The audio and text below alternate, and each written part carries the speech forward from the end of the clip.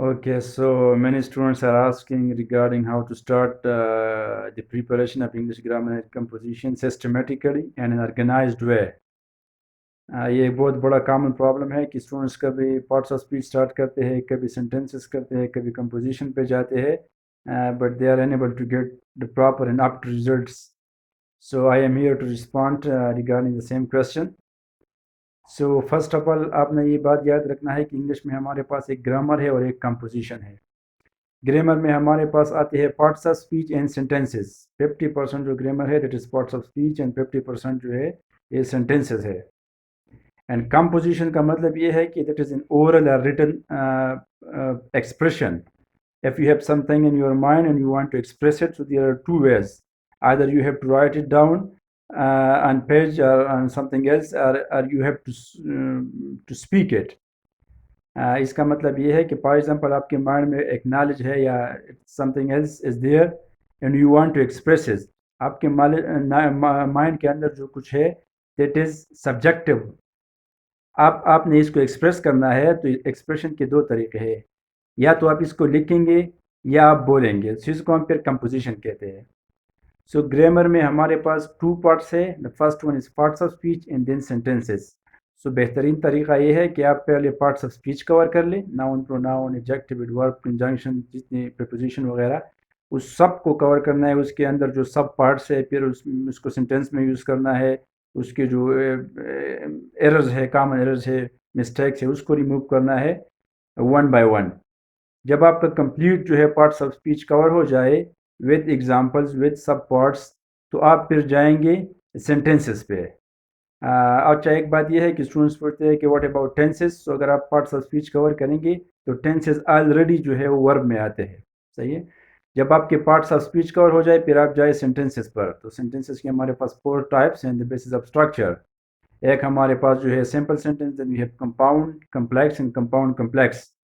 اب سینٹینسز میں آپ جو ہے اس کی رولز کو پڑھیں گے. اس میں جو پنکچویشن کی رولز ہے فار ایگزامپل کمپاؤنڈ سینٹینس میں ہمارے پاس 2 کلازز ہوتے ہیں.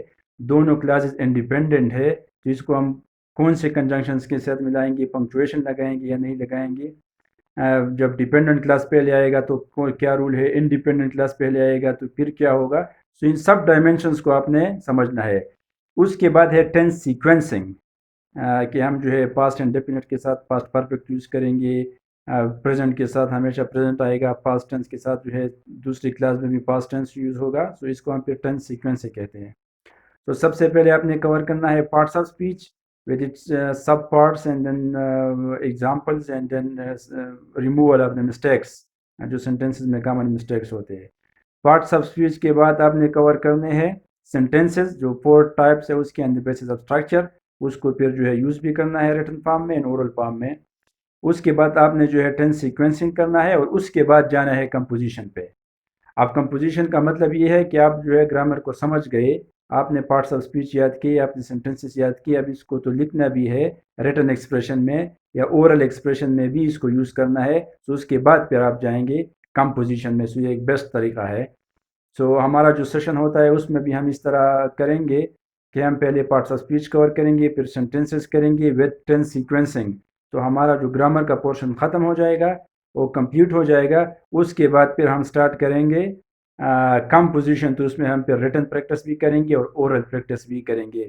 سو in this way you would be able to overcome the biggest hurdle that is the English grammar and then composition. آپ نے جو ہے رن اینڈ مارٹن کو پڑھا ہوگا یا ادر جو انگلش کی بکس ہے تو اس کی ہیڈنگ اس میں ہے کہ گرامر اینڈ کمپوزیشن.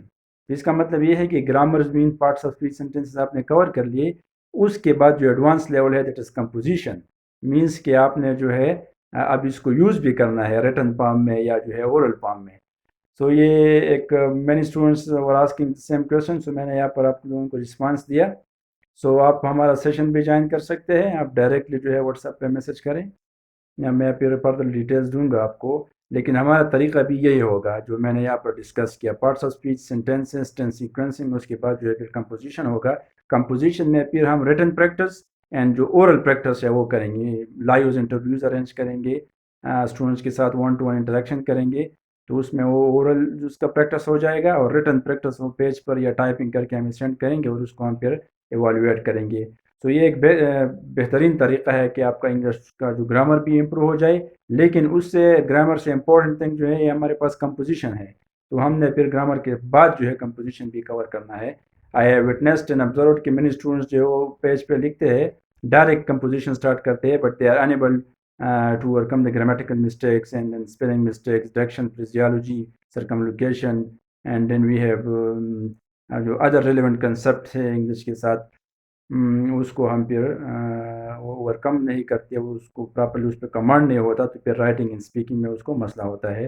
سو ہم نیا سیشن ہم نے اسٹارٹ کیا ہے 1 اکتوبر سے. You can get admission any time and you can ask any question if you have in your mind. I will respond to each and every student. Thank you.